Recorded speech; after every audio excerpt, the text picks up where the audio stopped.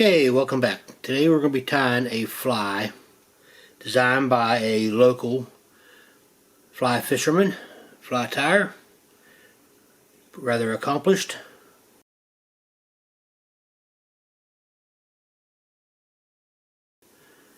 He tied this fly up when we were discussing it. It's one of his favorite flies that he ties up and fishes. It's very effective. Looks very effective, looks very fishy. It's going to be a style of like a waxworm style grub. His name is Dave Pcholinski. Lives a little south of me here. Recently retired, and sent me some material to tie the fly with. And I'll show you that here in a moment. What I have in the hook or in the vise is a clink hammer, size 14. He tied it on a Mustad 37-160 wide gap hook, which is very similar to this, except for it has an upturned eye. And I have a 3mm tungsten bead slotted and 10 wraps of lead wire of .015. Thread I'm going to use is about a medium brown, light brown thread. I think it's 3/0. All the markings are removed from it, and I'm not sure where I got it. I had it for a while, so. But it's a little thicker. I think it's a 3/0. It's real flat, heavily waxed. So basically your thread of choice would be something to match it, the color of the body that you want, because your thread is going to show through the outer wrapping. So with that said, start your thread on. Right behind your lead. You want your lead positioned in the middle of your hook shank. Mainly what you don't want to do is crowd your eye, or crowd your front of your fly. What you're going to do is you're going to have some wraps in there that's going to build up real quick.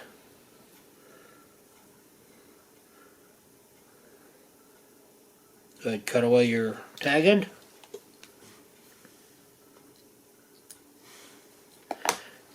Now you want to build up a little body here. You want this to be a little thick, traditionally a waxworm. I'm sure if you're a PA angler or any type of a stock trout fisherman, like most of us in PA are, that, not that we don't fish for natives or wild or anything like that, but we have a lot of stock trout streams in our state. The PA Fish Commission does a good job at that. But a waxworm is a stocked trout's favorite food. I've seen a lot of guys do very well on waxworms alone.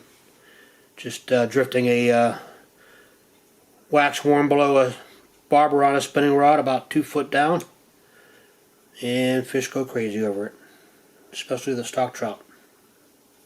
So build up a little body here, and make sure you cover up all the lead. Yeah, Dave had sent me some material to tie this with. I sent him a few things in the mail, and in turn he sent me some of this back, and I told him how much I liked that design of his fly. So I asked him if I can tie one up on camera.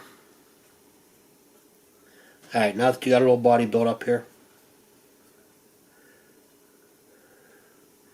you're going to take his secret material, which is no longer a secret. This is silicone tape. Has no adhesive on it. Basically what it does, it adheres to itself. You buy this basically at any hardware store. It's relatively cheap. A big roll of it I seen was about $8 at local big box stores there. And what I do is cut basically 1/4 inch strip horizontally here, and that's enough for one fly. So you don't have to worry about rolling it out and cutting big long strips of it. One strip equals one fly. It will probably tie anything between an 18 all the way up to an 8. Just peel off the backing. Don't worry, see, it doesn't stick to anything at all. I mean, it's just no adhesive at all on this. Once you have the backing peeled off, what you want to do is cut it to a little point there. Take that point, lay it right against the body of your fly, tie it in. Once you have a couple wraps in it, you can stretch it out pretty good. Tie it all the way down.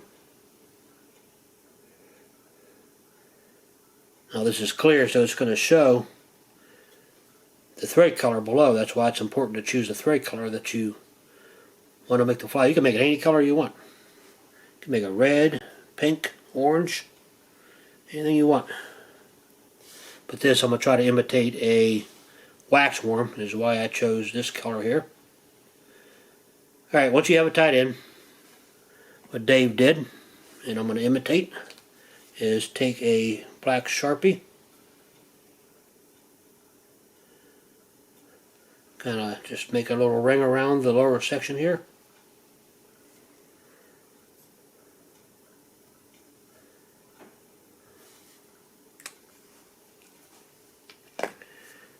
Alright, take your silicone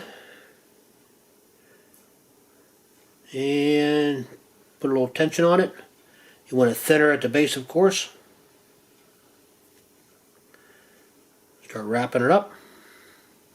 And as you progress up toward the eye, you can take a little tension off, and that'll make it a little thicker as you go up. You're going to overlap the whole way. Keep on overlapping, because I'm going to show you why this tape is so nice. You can let go of it now, and it won't release on you. It adheres to itself. When you get so far up, and if your fingers are fat, you can literally just stop, take a little break, grab your old hackle pliers like these are. They grip real well. Pull it tight. No more tension on it. Undo this thread. Being I tie left-handed here, mine wraps up on me. I think a right-hander, it comes off. You would have to do a half hitch on it, but if you're a lefty, got a little advantage there. Alright, put a little tension on it. Go one. Yeah, I'll tell you what, that was enough. That was enough. Don't need to go one more. Go ahead, tie it off.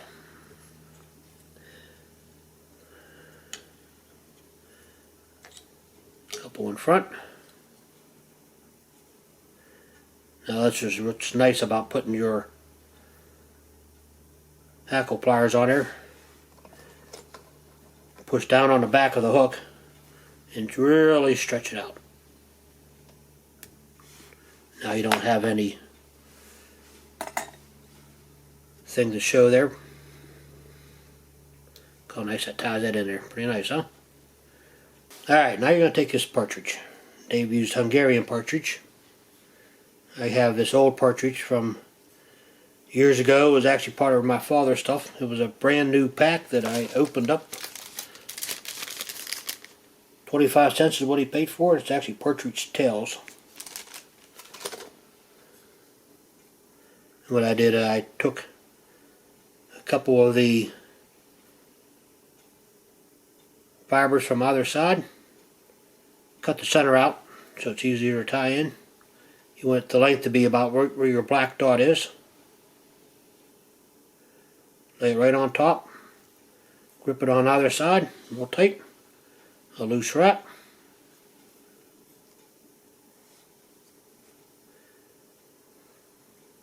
You can adjust them here.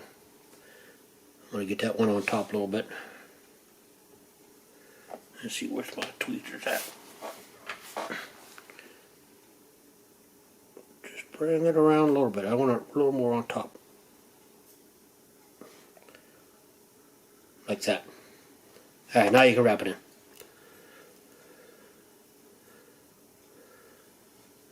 couple wraps. That's just about how you want it, right there. Now you can cut away your excess.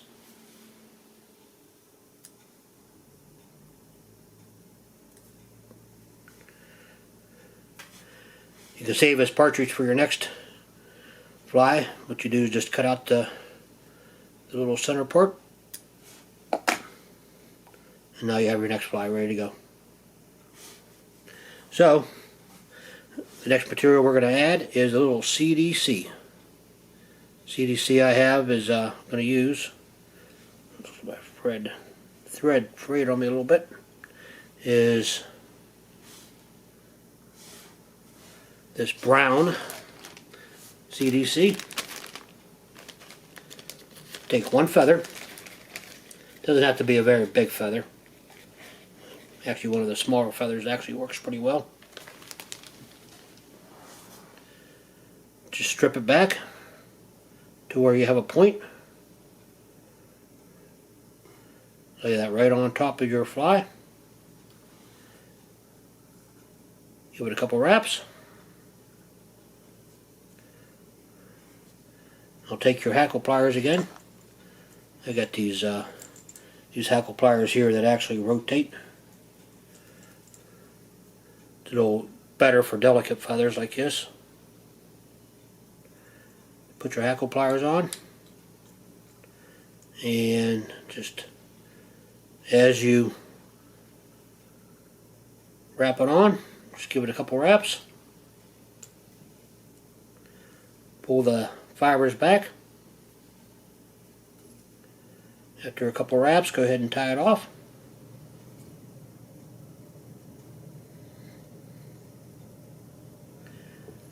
Give it one more. You reach in and just cut the stem away.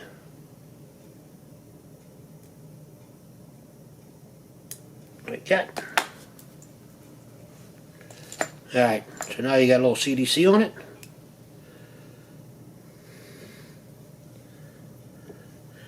You don't want the fibers to be extra long here, you can pull them off. You don't want them any longer really than the legs. Now's a good time to really take a toothbrush and brush them out. Separate those legs a little bit.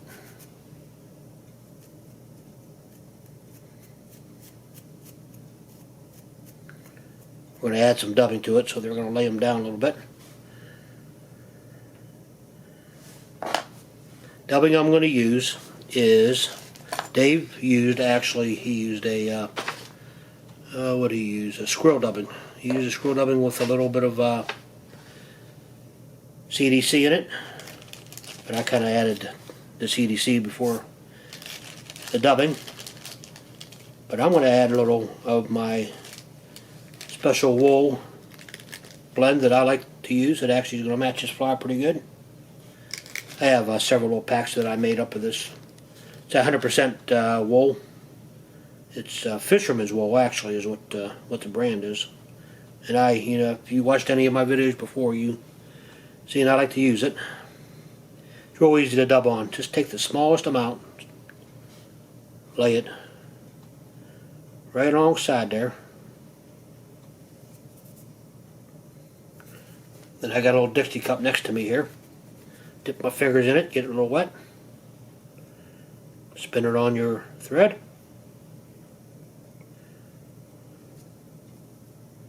Make a nice little noodle there. It doesn't have to be a very tight noodle. Just Dave's has a whole bunch of dubbing on it, looks like. His original fly. So to wrap it on.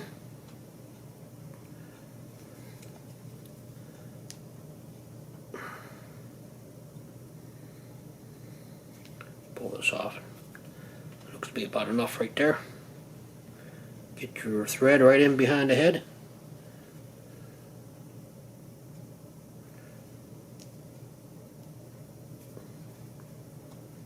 Go ahead and get your whip finish tool out.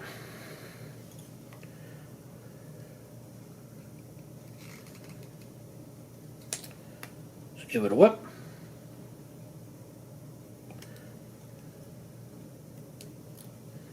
Pull it down tight. And go ahead and cut away your thread here. Alright. Could pull some of these fibers, break them down a little bit. Take that toothbrush again. Want these legs to be teased out a little bit here.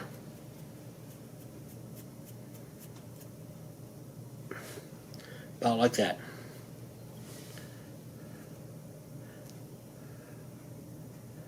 And there you have it. You got yourself a nice little waxworm, little grub style fly with some legs on it. Looks very fishy. Dave said he does very well with this pattern. I've never fished it, and I've tied a few up, so I'm definitely going to fish it. This is his secret little fly. We all have something special we like to fish, and this is his. Alright, I hope you liked the video. If you do, give me a click to subscribe, and stay tuned for more. Alright, thanks.